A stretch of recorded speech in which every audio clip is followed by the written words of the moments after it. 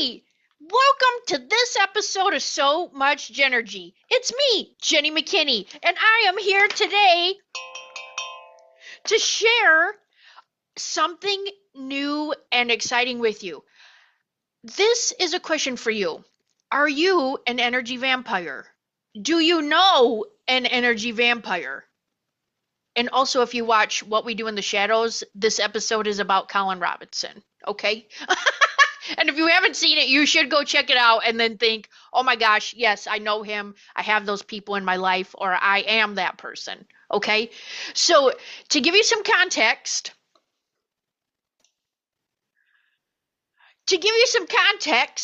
there are people in our lives that will come into, let's say, your workplace or your household or your family function.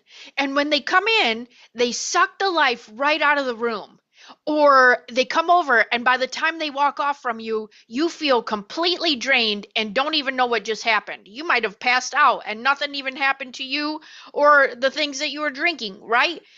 This person has sucked all the life right out of you. That is an energy vampire.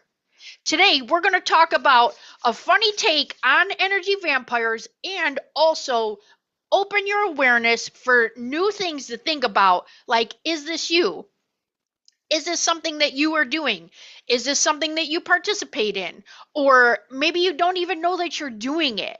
So, we're going to talk about 12 steps if we were at an Energy Vampires Anonymous meeting. Okay? It would kind of be like an AA meeting or like a Weight Watchers meeting, or like just a support group. And these are the energy vampires that come up and they say, hi, I am, you fill in the blank of the person that you know or yourself, and I am an energy vampire. I suck the energy out of people emotionally, mentally, physically, spiritually, all the things. Ali, right?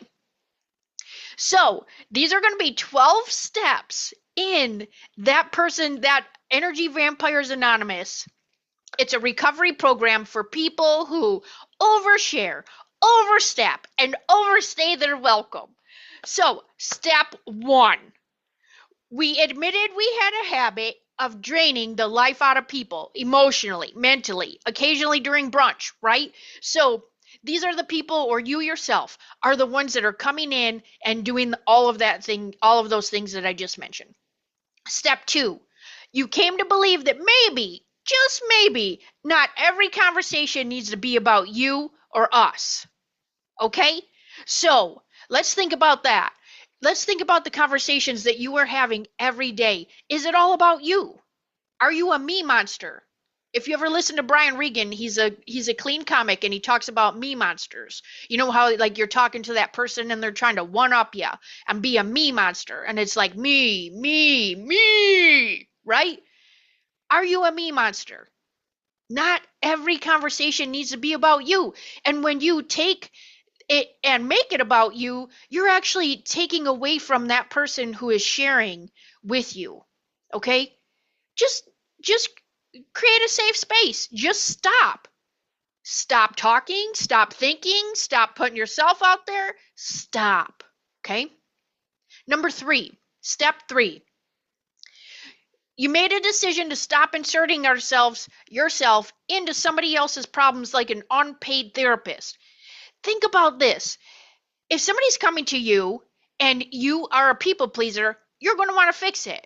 Or if that's just your type of personality and you jump right into fix it mode, guess what?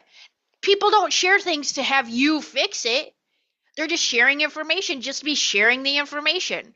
Maybe that's their connection or their touch point with you during the day. Maybe they just need to word vomit. I'm sorry to use that word, vomit. But you know what I mean? Don't vomit back onto them and kind of should all over them, like you should be doing this and you should be doing that. Just let them have the space of just let them share the problem. Maybe you need a boundary and ask, what exactly can I do to support you in this? How can I help you? Would you like my feedback? Would you like my opinion? Check in with them. Sometimes they just need to word vomit. Okay? So, step 4, you made a brutally honest list of times when you steamrolled boundaries, including that time when you told a coworker they looked tired and then cried when they didn't hug us back. Okay, let's think about that situation and break that down, right? If you're making a list of all the times that we have steamrolled boundaries, okay, so let's think about that. How many times did we make it about us, and instead of, and then you're just violating that person's boundary? If the boundary is, no, I don't participate in that. So let's say my boundary is I don't drink. Okay, and that is true. I don't drink, which is my choice. And yet, when we go out to dinner, if somebody's like, "Hey, let me buy you a drink," no, I don't want to drink, and I don't even drink soda, pop, whatever you call it. I don't do any of that. I'm straight water with lemon and maybe a cranberry juice every now and then, once in my life. Okay, so if somebody comes over and wants to buy me a drink, I don't want that drink. I didn't ask for that drink. And I have a boundary of I don't drink out. I don't, I feel my personal boundary is I feel like it's a waste of time, of a waste of pay. I don't want to pay $6, 5, 4, 3, $2 for something that I'm drinking that's extra calories that I don't even need. Okay, so I just don't even do it. That's just me. But if you're pushing you need a drink to make you feel better onto me, that's a boundary violation. You were steamrolling my boundaries. How many times have you done that? How many times, and again, you're just making it about you, right? How many times have you told somebody they look tired? We don't know what's going on in those people's lives. Why would you say that? Think about it. Think about the words that you were using in people's lives, including your own. If you're talking to them like that, how are you talking to yourself? Right? Something to think about. Okay? And if it's not nice, don't say it, right? Like our grandparents and parents and all the people have said that all along, and that's really good advice.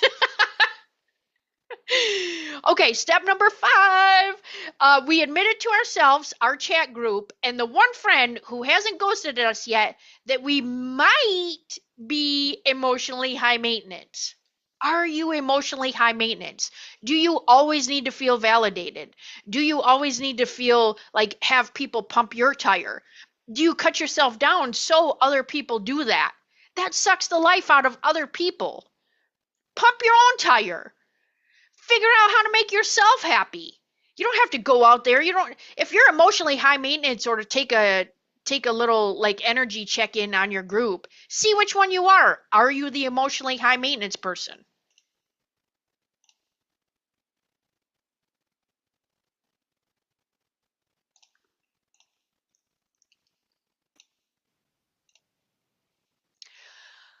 Okay, after you've taken an assessment of your friend group, we're going to move on to step 6. You became entirely ready to stop texting 14 paragraphs to someone who replied, K, K, right? Like, are you that obsessive texter? Like, you have to have the last word. Do you need to say the things that you need to say? Why can't we just let it be?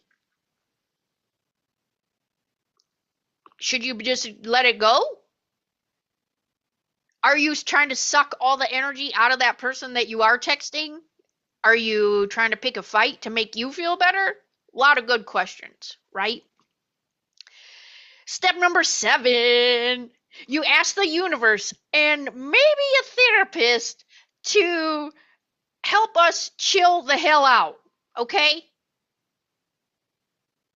That's step 7. Maybe you ask the universe and a real therapist to help us chill the hell out. How do we do that? Ask for help. Ask for energetic help. Do something different. You can't keep doing the same thing and expect a different result, right? Do something different. Think a different thought. Take a step back. How about don't do anything? Stop sucking the energy and all the air out of the room. How about that? Okay, step 8. You made a list of all the people you've accidentally emotionally ambushed, especially during innocent coffee meetups that turn into impromptu trauma dumps. Now, with your BFF, that's probably a little different because they know what they're getting into, right? But what if you haven't seen somebody in a long, long time and they're just wanting to kind of, meet up and keep it lighthearted? Now, I'm not saying don't get into the nitty gritty. I'm just saying this is about the list of all the people that you have accidentally done that to. So this is just an assessment on, let me think. Okay, yeah, that person we did check in. Yeah, gosh, that turned into a lot of me time on that whole visit. I didn't even see how they were doing. So maybe just do a check-in, right? Okay, step 9. Uh you sent, hey, sorry about that text to these people, and then respected their right not to respond. How does that feel? That's a nice feeling, right? Hey, sorry about that. And then you respect their no response. That's okay. Sorry about that. And we can just leave it at that, right? And then you're almost really getting the last word. That's okay. Not everyone has to respond to everything. In the times that we're in, especially the times that we're in, we're accessible and we're expected to access information quickly because it's available, right? And because people think, oh, well, I keep my phone on me at all times, so you probably do that, so I'm expecting the response. Take a step away, put it down. Okay, step 10 in the Energy Vampires Anonymous meeting. Okay, so we are looking at the 12 steps. Okay, so step 10, continue to check ourselves before we wreck someone else's emotional bandwidth.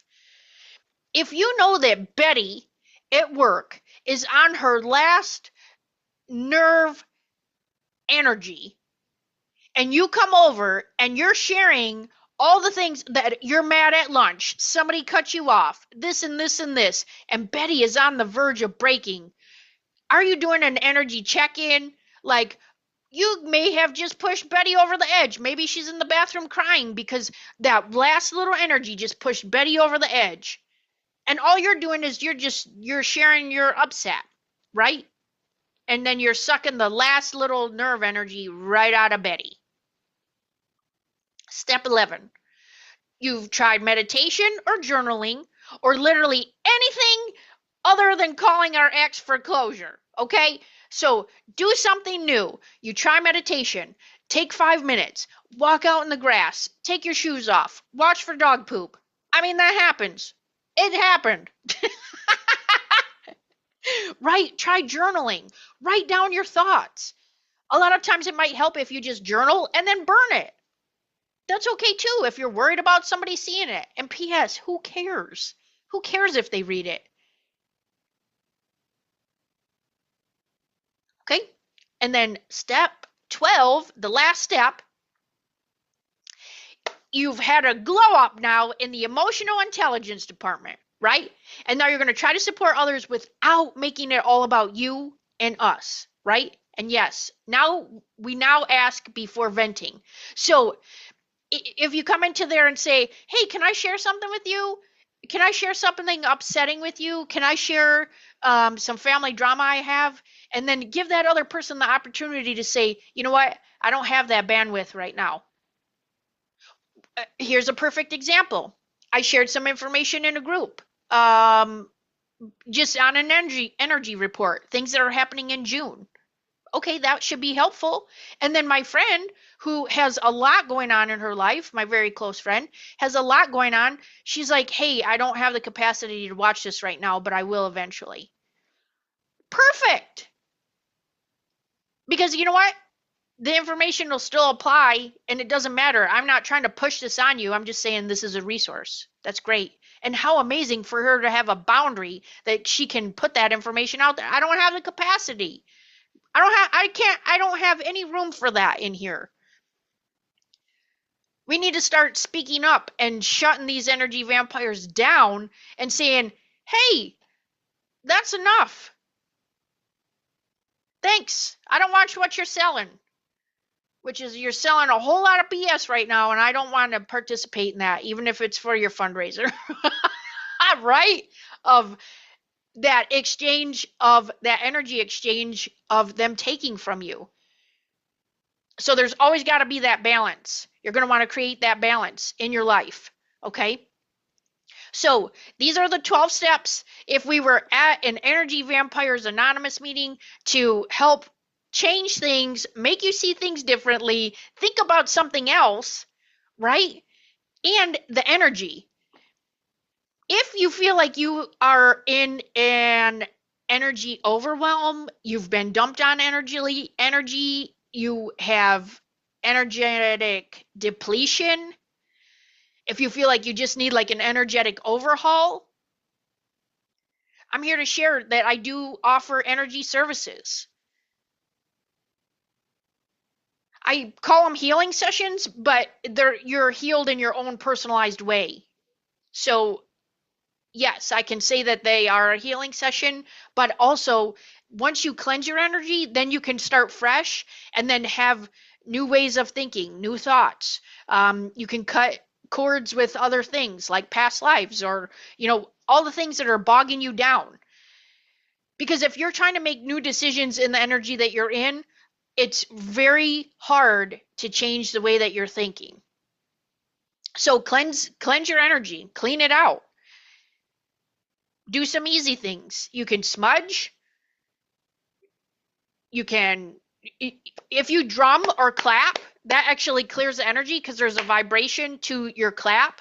You can rub your hands and that also creates energy and put it onto, like, let's say you have a headache and your energy is thick around your head, put that energy on your head to cleanse it. Put that, and the point is for you to put your intention into it. A lot of times when I'm rubbing my hands, I'll just whisper a little intention into my hands. Like, let me cleanse and clear this. Let it burn up any toxic anything out around me. Fire is very beneficial. Water is beneficial. Whatever element that you need to use, you can use wind to suck it on out like a vacuum or a tornado, right? You got a lot of good options. Okay, but if you don't know what you're doing or you need assistance, please reach out. I'm happy to help you. I work directly with spirit, God, the universe, divine intervention, whatever you want to call it. I work with them. They come in, your spirit team will come in. Yes, everyone has a spirit team. In case you're like, what? Do I have a spirit team? Yes. And they're available. We just have to ask them for help. So we can put the intention in to cleanse that energy and identify those healthy boundaries and healthy energy cleanse, and reach out to me if you need assistance. Assistance. Jenny-McKinney.com. You can schedule a session on there. There's also an option for a 15-minute free chat just to see if that's something that we could work together through to make sure that we're a good fit. And also mediumship ratings, right? A lot of time your past loved ones will come into the energy session. So that's also an option as well. So yeah, reach out, let me know, and I will see you again soon. Hey, stay tuned. I have some information about a class coming up. I can't wait to see you there too. It's going to be live.